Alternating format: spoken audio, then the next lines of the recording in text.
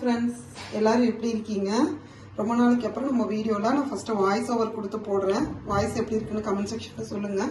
1 kilo biryani பண்ணுறதுக்கு 1 kilo mutton எடுத்திருக்கேன். அது வந்து இந்த மாதிரி முள்ளும் கொழுப்புமா எடுத்திங்கன்னா பிரியாணிக்கு நல்லா டேஸ்ட் கொடுக்கும். இது வந்து ஈரல் கிரேவிக்காக வச்சுருக்கேன். மற்றபடி வெங்காயம் தக்காளி இதெல்லாம் வந்து என்னோட பொண்ணு வந்து எனக்கு வந்து கட் பண்ணி வச்சுட்டா. அவள் லீவில் இருந்தால் எனக்கு ரொம்பவே ஹெல்ப் பண்ணுவாள். இப்போ நம்ம பிரியாணி பண்ண ஸ்டார்ட் பண்ணலாம். ஆயில் நமக்கு தேவையான அளவு போட்டுக்கலாம். Whole byes 2 spoon. ஏன்னா வந்து இது வந்து கலர் பவுடர் போடாமல் பிரியாணிக்கு வந்து நல்ல கலர் கொடுக்கும். இப்போ ஆரம்பத்திலே எண்ணெயில் போட்டுட்டோம்னா நான் வந்து ஒரு 3 வெங்காயம் கட் பண்ணி வச்சுருக்கேன். இது நல்லா வந்து கோல்டன் ப்ரௌன் ஆகட்டும். கொஞ்சம் மட்டும் கார்னிஷ்காக எடுக்கலாம்.